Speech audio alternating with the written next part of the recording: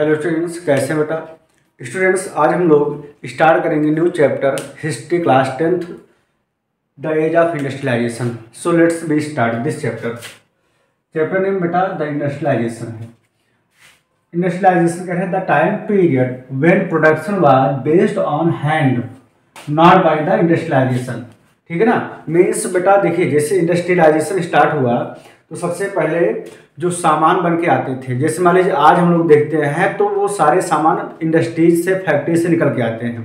लेकिन बेटा एक ऐसा भी टाइम था जब मशीनरी नहीं बनी थी, फिर भी प्रोडक्शन होता था और वो प्रोडक्शन इंटरनेशनल मार्केट में जाता था।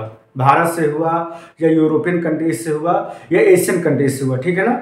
तो वो जो प्रोडक्शन था बेटा तब उस टाइम पे भी लोग व्यापार करते थे बाय द सिल्क रूट्स, और आज भी व्यापार करते हैं। तो यहाँ कहने मतलब ये हो बेटा कि जब इंडस्ट्रीज नहीं थी तो लोग कैसे व्यापार करते हैं। तो आंसर है बेटा कि वो जब इंडस्ट्री नहीं थी उसके पहले भी व्यापार होता था। तो this time was known as the proto industrialization, मतलब इंडस्ट्रियलाइजेशन के पहले का टाइम पीरियड, उसको हम बोलते हैं क्या, प्रोटो इंडस्ट्रियलाइजेशन। तो इंडस्ट्रियलाइजेशन के पहले का टाइम क्या बोला जाएगा, प्रोटो इंडस्ट्रियलाइजेशन। और उस टाइम पे जो प्रोडक्शन होता था वो बाय द हैंड होता था। ठीक है ना, बाय द हैंड मेड, मतलब बाद में मशीनरी से होने लगा, उसके पहले हैंड से होता था प्रोडक्शन। तो उस टाइम पीरियड को हम लोग बोलते हैं बेटा proto industrialization. Means a time period when the production was based on the hand not by the machinery, known as the proto industrialization. Now the second, the first factories started in England by the 1730। ठीक है ना। First factory जो सबसे पहले पूरे world में लगी वो इंग्लैंड में लगी 1730 की ड्यूरेशन में, 1730 में। अच्छा, उसमें क्या था बेटा, cotton was the first symbol. जो इंडस्ट्रीज लगाई गई वो सबसे पहले कॉटन इंडस्ट्रीज की या टेक्सटाइल्स इंडस्ट्रीज लगी। ठीक है ना, कॉटन बेस्ड थी टेक्सटाइल्स इंडस्ट्रीज। उसके बाद कॉटन के साथ साथ में मेटल्स की भी बेटा इंडस्ट्रीज ग्रो कर गई। क्यों ग्रो कर गई बेटा, क्योंकि उस टाइम पे मशीनरी बनाना था। मशीनरी पॉसिबल है मेटल्स से, ठीक है ना, चाहे वो आयरन हो, स्टील हो, जो भी कुछ हो बेटा। और उनके साथ साथ में रेलवे लाइन का डेवलपमेंट होने लगा। तो कॉटन के साथ साथ में मेटल इंडस्ट्रीज भी ग्रो कर गई। नेक्स्ट बेटा, cotton mills was invented by the Richard Arkwright. ये बहुत इंपॉर्टेंट है कि जब सारा काम हाथ से हो रहा था तो उस टाइम पर रिचर्ड आर्कराइट जी ने एक मशीनरी का आविष्कार किया जिसमें एक ही छत के नीचे सारा प्रोडक्शन हो जाता था।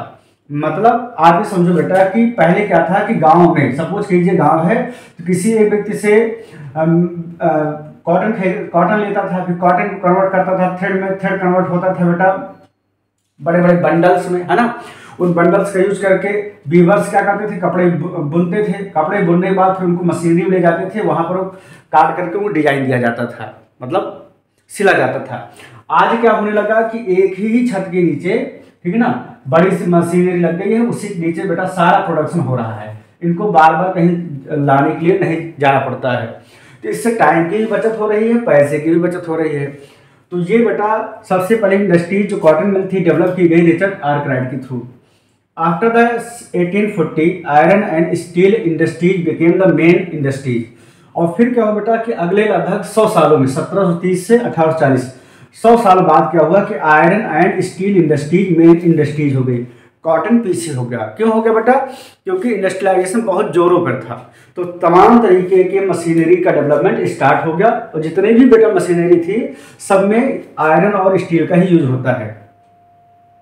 There was no shortage of manual labours during the Victorian Britain period, so wages was low. ठीक है ना। ये कह रहे हैं कि विक्टोरियन ब्रिटेन था, ब्रिटेन में, Victorian Britain main city Britain में होता था क्या बेटा कि वहां पर मशीनरी की संख्या कम या ज़्यादा जो भी था, बट लेबर्स बहुत ज़्यादा थे। तो जब लेबर्स ज़्यादा होंगे बेटा तो लोग मशीनरी को उसमें प्रेफर नहीं करते थे। उसका कारण भी हम बताते हैं क्यों नहीं प्रेफर करते थे। एक तो सबसे पहली बात बेटा, मशीनरी उस समय पर बड़ी कॉस्टली होती थी। कॉस्टली के साथ साथ में उनका जो मेंटेनेंस खर्च था वो बड़ा हाई था। लोग उसको डरते थे कि लगवा लेंगे तो इसके हम इंजीनियर्स, इसके हम मैकेनिक्स कहाँ से लाएंगे, ठीक है ना। इसलिए वो हाथ से प्रेफर करते थे सारा काम करवाना। और लेबर सस्ते भी थे चूंकि अनएम्प्लॉयमेंट बहुत ज़्यादा थी। तो जब लेबर सस्ते थे तो लोग हैंड लेबर को ज़्यादा प्रेफर करते थे दैन द मशीनरी। उसके बाद क्या हो बेटा कि लेबर ज़्यादा हो गए, मशीनरी महंगी हो गई, और साथ साथ में हैंड मेड जो थिंग्स थी बेटा, ठीक है ना, हैंडमेड थिंग्स ज़्यादा जो राजा महाराजा थे, जो बड़े लोग थे, वो प्रेफर करते थे मशीनरी थिंग्स के, है ना, एवज में। कि मशीनरी जो थिंग्स होती थी बेटा, वो मानते थे कि ये गरीब लोगों के लिए बनाई गई है, जबकि हाथ से बने बनाए कपड़े महंगे होते थे, टाइम लगता था, तो वो अमीरों के लिए होता था। इस वजह से लोगों ने शुरू में इंडस्ट्रियलाइजेशन का या इंडस्ट्रीज का वेलकम नहीं किया, या किया तो बहुत स्लो प्रोसेस में किया। आप यहाँ पर समझो, industries did not want to replace human labour with machine, यानी इंडस्ट्रीज ह्यूमन लेबर को नहीं रिप्लेस कर पाई मशीन के साथ में। हमने बता ही दिया, क्योंकि ह्यूमन लेबर बेटा सस्ते थे, सबसे बड़ी बात ये थी। जिस तरीके का, जिस डिजाइन का आप कहो वो सब बन जाता था।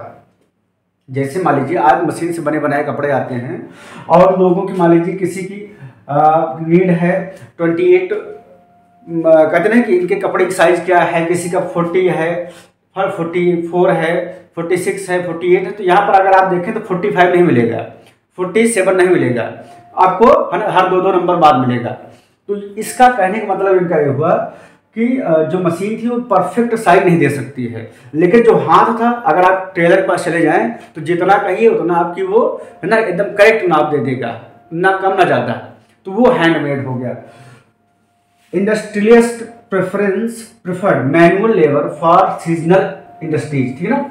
तो जो सीजनल इंडस्ट्रीज थी पहले, तो जैसे आज क्या है, इंडस्ट्रीज बहुत सारी हैं, एक ही इंडस्ट्रीज में ठंडी का भी कपड़ा बन रहा है, फिर उसी में गर्मी का भी कपड़ा बनने लगा, है ना। पहले क्या था बेटा कि एक टाइप के कपड़े बनाने के लिए केवल एक इंडस्ट्रीज लगाई जाती थी, काफ़ी पैसा उसमें लगता था। इसीलिए इंडस्ट्रियल जो थे, जो बिजनेसमैन थे, वो हैंड लेबर प्रेफर करते थे कि चलिए एक काम करेंगे, पहले जैसे हम ठंडी के कपड़ा बनवाएंगे, जब गर्मी आ जाएगी तो फिर यही लोग गर्मी का भी कपड़ा बनाने लगेंगे, है ना। आज की तरह इंडस्ट्री नहीं थी कि एक ही इंडस्ट्री से हम हर तरीके का सामान प्रोड्यूस कर सकें। नेक्स्ट था बेटा, job of workers depend on the friends and relative to the gate of workers. अब उस समय पर जो वर्कर्स की कंडीशन थी बेटा बहुत पुअर थी। पुअर क्यों थी बेटा? अनएम्प्लॉयमेंट ज़्यादा था, मशीनरी का इंट्रोडक्शन हो चुका था, इंट्रोड्यूस हो चुकी थी मशीनरी, तो उनके साथ साथ में अनएम्प्लॉयमेंट ज़्यादा होने की वजह से। अब आप सोचोगे कि सर आप तो कह रहे हैं कि मतलब हैंड लेबर को ज़्यादा प्रेफर करते थे मशीनरी के एवज में, तो देखिए मशीनरी को लोग वेलकम तो किए बहुत स्लो प्रोसेस में, क्योंकि उसका खर्च बहुत ज़्यादा आता था। हैंड लेबर को प्रेफर किया, लेकिन उस समय पर बेटा क्या था कि गरीबी थी पूरे यूरोप में, है ना। लोग खाने के लिए अपना मतलब व्यवस्था करते थे कि किसी तरह के एक टाइम में भोजन उनको नसीब हो जाए। तो यहाँ पर क्या हुआ कि जो वर्कर्स थे उनको जॉब, जैसे सुनते थे possibility of job in the urban area, in the towns area, they March 100 kilometre, सैकड़ों किलोमीटर दूर से बेटा वो चले जाते थे जॉब करने के लिए। अब अगर उनको जॉब तभी मिलती थी बेटा जब इंडस्ट्रीज में उनका कोई फ्रेंड हो या उनका कोई रिलेटिव हो, तब उनको जॉब मिलती थी। नहीं तो बेटा they spend their nights under the bridges side the road, है ना। और बेटा अगले दिनों गलियों में घूम घूम करके बस इतना कहना कि हमको रोजगार मिल जाए, हम काम करेंगे, मतलब भोजन मिल जाए, हम काम करेंगे। तो ये समझ लीजिएगा कि इस तरीके की वहाँ पर अनएम्प्लॉयमेंट थी यूरोप में। In the 10th century spinning jenny was invented. अब क्या हुआ बेटा, है ना, जेम्स हारग्रेव्स ने स्पाइनिंग जेनी का इन्वेंटेड किया, तो जिसकी वजह से क्या हुआ कि जो वुमेन्स थी उनका वर्क छिन गया। दरअसल स्पाइनिंग जेनी में होता क्या था बेटा कि कॉटन को फॉर्म किया जाता था थ्रेड के रूप में, तो जब ये काम महिलाएं करती थी, लेकिन जब स्पाइनिंग जेनी आ गई तो महिलाओं का काम लगभग छुट्टी होने लगी। जहाँ 10 लोग लगते थे वहाँ 2 ही लोग काम कर रहे हैं। तो महिलाओं ने बेटा वुमेन्स ने अटैक कर दिया किस पर? स्पाइनिंग जेनी पर। तो अगर पूछा जाता है कि why women's were fear, why women's attack on the spinning jenny, तो so that the reason was that they fear that they became the jobless when the spinning jenny introduce. वो jobless हो जाएंगी उनके जब स्पाइनिंग जेनी अगर उनकी company factory में लगा दी जाएगी। तो इंडियन सिल्क कॉटन, जैसे समझ लीजिएगा कि आज मान लीजिए कंप्यूटर है, तो जब कंप्यूटर पर ही सारे डेटा फीड हो रहे हैं, फीस सबमिट हो रही है, हर चीज़ हो रहा है। पहले नहीं था, तो हर एक डिपार्ट अलग अलग था, कोई फीस सबमिट करता था, कोई रसीद काटता था, कोई डेटा मैनेज करता था, है ना। आज सब एक ही लोग करते हैं। तो होगा क्या कि लोग डर जाएंगे कि यार कंप्यूटर लगा लेंगे तो 4 से 5 लोगों की जॉब चली जाएगी। अब ऐसे अगर हर जगह लगने लगा तो कई हजार लोग जॉबलेस हो जाएंगे। तो नेक्स्ट है Indian silk and cotton textiles control the international market. उस टाइम पे बेटा इंडिया का सिल्क और कॉटन बहुत बेहतरीन क्वालिटी का था, जो पूरे यूरोप में छा गया था। इसने पूरे जो है इंटरनेशनल मार्केट पर अपनी डोमिनेशन इस्टेब्लिश कर लिया था। मसूलीपट्टनम, हुगली, मसूलीपट्टनम बेटा आंध्र प्रदेश में है, हुगली कलकत्ता में है ना, कोलकाता जिसको बोलते हैं, Surat were the main port city that were use for the international trade, ठीक है ना। तो यहाँ से बेटा इंटरनेशनल ट्रेड को कंट्रोल किया जाता था। The east India company became strong after the 1760 and gained monopoly over the Indian market।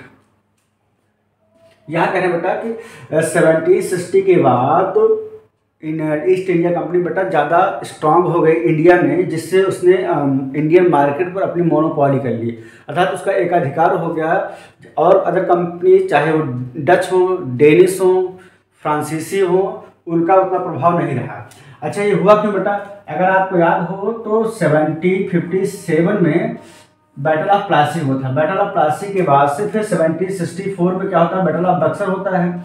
तो 1764 में उसको हराने मतलब उसने क्या किया, 3 सेनाओं को हरा दिया एक साथ में इंडिया के, ठीक है, नवाब को।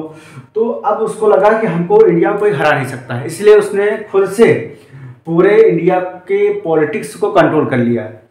नेक्स्ट बेटा गोमस्ता। अब देखिए गोमस्ता का काम होता क्या था, स्पेशली समझो। Suppose that this is the village. तो गोमस्ता क्या होते थे बेटा? एक पेड सर्वेंट होते थे, कंपनी द्वारा इनको पेड किया जाता है। जैसे कि आज मान लीजिए कोई एजेंट हो किसी कंपनी का, किसी ट्रैक्टर एजेंसी का, किसी बाइक का, तो करता क्या है कि कंपनी उसको पैसे देती है कि आप जाओ हमारे लिए जो है कस्टमर लेकर के आओ, या हमारी स्कीम जाकर कस्टमर को बताओ, अट्रैक्ट हो और हमारा प्रोडक्ट को परचेज करें। यहाँ पर जस्ट अपोजिट था, कंपनीज को चाहिए था इंटरनेशनल मार्केट के लिए रॉ मटेरियल्स। तो रॉ मटेरियल्स स्पेशली बेटा विलेज में किसानों द्वारा क्या किए जाते थे? ग्रो किए जाते, उगाए जाते थे। तो गोमस्ता जाता था सस्ते दामों पर, या उनसे बात कर करके एग्जामिन करता था प्रोडक्ट कैसा है, उसको परचेज करता था, कंपनी को फायदा दिलवाता था, ठीक है ना। कुल मिलाकर के वो किसानों से डायरेक्ट जाके मिलते थे, उनका प्रोडक्ट चेक करते थे किस लेवल का है, कितना पैसे का है, और उस प्रोडक्ट को फिर ले जाकर के वो कंपनी को हैंड ओवर करते थे। तो वो मीडिएटर का काम करते थे, किसके बीच में? किसान के बीच में और कंपनी के बीच में। तो यहाँ पर क्या होता है कि gomastha was a paid servant appointed by the European companies. अब इसके आगे हम लिख देंगे he went to the farmers and examine the product and purchase them. Next है Ahmedabad was known as the Manchester city of the India, ठीक है ना। आप देखेंगे तो आपके चैप्टर में बेटा मैनचेस्टर कम्स टू इंडिया। तो मैनचेस्टर बेटा एक सिटी है इंग्लैंड में, जहाँ पर इंडस्ट्रियलाइजेशन स्टार्ट हुआ था, ठीक है ना। तो वहाँ बहुत सारी इंडस्ट्रीज हैं, कॉटन इंडस्ट्रीज है, टेक्सटाइल्स इंडस्ट्रीज हैं। तो वहाँ उसी तरह सेम इंडिया में भी डेवलपमेंट हो गया। कहाँ पर? अहमदाबाद में। अभी इसका मतलब नहीं कि पूरा मैनचेस्टर शहर वहाँ से उखाड़ करके लाके अहमदाबाद में लगा दिया गया, ऐसा नहीं था। जो डेवलपमेंट वहाँ था लगभग उतना ही डेवलपमेंट अहमदाबाद में कर दिया गया। जिससे कोई कहते हैं कि हम दिल्ली को सिंगापुर बना देंगे, तो इसका मतलब नहीं कि सिंगापुर ला के दिल्ली में रख दिया जाएगा। इसका मतलब है कि जैसी सुविधाएं, जिस तरीके की क्वालिटी, साफ सफाई, ठीक है ना, इन्वायरमेंट सिंगापुर में है, उसी तरह हम सेम दिल्ली को डेवलप करेंगे, ठीक है ना। तो इसका मतलब ये हो जाता है कंपैरिजन किया जा रहा है, या उसी तरह एकदम दिखाने का प्रयास किया जा रहा है। The machines made British cloth was very cheap. अब देखिए यहाँ पर नेक्स्ट आएगा Indian weavers could not compete with it. यहाँ पर क्या हुआ कि why Indian weavers face the problems, या what problems face by the Indian weavers when the British companies और the European companies came in India. तो जब ब्रिटेन की कंपनीज इंडिया में आई बेटा, तो उनके जो प्रोडक्ट बने होते थे वो मशीनरी से बने होते थे। मशीनरी मेड थिंग्स सस्ते होते थे, ठीक है ना। वहीं पर इंडियन वीवर्स दिन रात एक करके सामान बनाते थे, तो समय लगता था, समय लगने के साथ में उसकी प्राइस बढ़ जाती थी। तो जब सस्ते सामान इंडिया में आने लगे तो इनके अपने खुद के सामान नहीं बिकने लगे, क्योंकि लोग गरीब थे, उन्होंने सस्ते सामान परचेज करना स्टार्ट किया, ठीक है ना। तो जिसकी वजह से इंडियन वीवर्स को लॉसेस फेस करना पड़ा। In 1854 the first cotton mill was set up in Bombay. अब ध्यान रखना, इंडिया में सबसे पहले बेटा 1854 में फर्स्ट कॉटन मिल सेटअप की गई बॉम्बे में। और नेक्स्ट ईयर 1855 में जूट मिल्स बंगाल में सेटअप की गई। इन 2 ईयर्स को आपको याद रखना है। और भी बहुत सारी इंडस्ट्री सेटअप की गई थी, आप अपने बुक में देख लीजिएगा। यहाँ पर हम बेटा आपको एक समरी प्रोवाइड करा रहे हैं। अब कुछ इंडस्ट्रीज के नाम है बेटा इंडस्ट्रियलिस्ट के, जैसे कि द्वारकानाथ टैगोर हैं, दीन साहब कृतिक हैं, है ना, जमशेदजी नुसरवान जी टाटा हैं, सेठ हुकुमचंद हैं, ठीक है ना, were establish jute mills, cotton mills, iron steel mills etcetera. ये ऐसे most of the industrialist industries were located in Bengal and Bombay, ठीक है ना। जो most of the cotton jute mills थी वो ज़्यादातर बॉम्बे में लगी और बंगाल में लगी। इसका मेन रीजन ये है, ठीक है ना, अगर हम देखना चाहें बेटा तो मेन रीजन क्या है, देखो जैसे अगर आप ध्यान दीजिए तो ये हम अगर इंडिया में बना रखे है ना, तो इस साइड में क्या है बेटा बॉम्बे है, तो यहाँ पर बेटा ज़्यादा होता है ब्लैक सॉइल होती है, ब्लैक सॉइल में ज़्यादा क्या होता है कॉटन होता है, तो कॉटन की जितनी भी मिल्स होंगी सब इधर लगेंगी। इस साइड में पश्चिम बंगाल है, वेस्ट बंगाल या बांग्लादेश, यहाँ सब क्या होता है बेटा ज़्यादा जूट होती है, ठीक है ना, जूट की मशीनें आपको मिल्स इधर मिलेंगी और कॉटन मिल्स आपको कहाँ मिलेंगी, इस साइड मिलेंगी। नेक्स्ट है एडवर्टीजमेंट। अब देखिए एडवर्टीजमेंट के बारे में हम लोग बात करेंगे। अगर आपको प्रोडक्ट बेचना है और अगर आपने एडवर्टीजमेंट अच्छे से कर लेंगे तो आपको प्रोडक्ट बहुत अच्छे से बिकेगा। अगर आपको प्रोडक्ट बहुत अच्छा है लेकिन एडवर्टीजमेंट नहीं हो पाया, कोई उसको जान नहीं पाया, उसके बारे में कोई समझ नहीं पाया, तो फिर प्रोडक्ट ज़्यादा नहीं बिकता है। अब यहाँ ध्यान रखिए, advertisement make a product popular, it so that this product is necessary for you and create a new requirements in the minds of peoples. Product क्या करता है बेटा, एडवर्टीजमेंट प्रोडक्ट को पॉपुलर करता है। नेक्स्ट बेटा ये शो करता है कि it is necessary for you, ये आपके लिए जरूरी है और ये एक न्यू रिक्वायरमेंट आपके माइंड में जनरेट कर देता है। कहने मतलब यह है कि जैसे मान लीजिए इस समय ठंडी है ना, आपको जुकाम आया, देख रहे हैं टीवी में दिखाया गया एक व्यक्ति छींका तुरंत उसको माँ ने उसको ला करके क्या किया, एक च्यवनप्राश खिला दिया। अब आपको भी लगेगा कि हाँ यार हमको भी जुकाम हो गया, अब हमको भी च्यवनप्राश खाना चाहिए। या किसी के बच्चे की हाइट नहीं बढ़ रही है, कॉम्प्लान का हॉर्लिक्स का प्रचार आया तो लगा उनके पेरेंट्स को गार्जियन को कि हाँ भाई इसको खिलाना चाहिए। तो यहाँ पर क्या है बेटा कि वो इस तरीके से फॉर्मेशन करते हैं एडवर्टीजमेंट का कि आपको लगता है कि हाँ बिल्कुल यही बीमारी यही समस्या हमको है या यही चीज़ हम चाहते हैं, बिल्कुल इसको हमको परचेज करना है।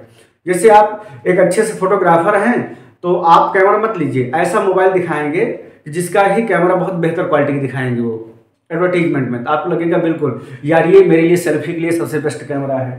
तो एडवर्टीजमेंट ये शो करता है बेटा कि कौन सी चीज़ आपको रिक्वायरमेंट है, तो जितना बेहतर एडवर्टीजमेंट होगा उतना बेहतर वो ज़्यादा सामान प्रोडक्ट बिकता है। Images of the Indian gods and goddess were printed on the labels of to attract the consumers. दूसरा क्या हो बेटा, एंशिएंट टाइम में, पुराने टाइम की हम बात कर रहे हैं, जबकि 17वीं सेंचुरी 19वीं सेंचुरी में तो प्रोडक्ट पर जो ब्रिटेन से सामान आते थे उस पर इंडियन गॉड गॉडेस की इमेजेस लगाई जाती थी, या उनके अलावा कुछ एम्परर की इमेज, नवाब्स की इमेज भी लगा देते थे। उसका मेन रीजन ये होता था कि लोग उनको रेस्पेक्ट करते थे, तो उन पर अगर कोई किसी कपड़े पर उनका लेबल लगा है उस चीज़ को ज़्यादा बिक्री होती थी, उसको लोग ज़्यादा परचेज करते थे, ठीक है ना, रिस्पेक्ट देते थे। जैसे आज देख लीजिए आप कोई मोबाइल फोन से इंडिया में आया और मान लीजिए कोई एक ब्रांडेड एक्टर्स है या एक्ट्रेस है, उसने उसका प्रचार कर दिया, अब वो लोग उसके फैन फॉलोअर्स हैं तो उसको जरूर परचेज करेंगे, ठीक है ना। नेक्स्ट है calendars were also use for the advertisement. आज भी आप देखते हैं कैलेंडर में डेट मंथ के अलावा हर पेज पर आपको एडवर्टीजमेंट मिलेगा, है ना, कहीं मशीनरी का, कहीं पर एजुकेशन का, कहीं पर फूड आइटम्स का, है ना। तो ये क्या है बेटा, एक प्रचार का माध्यम ये भी है।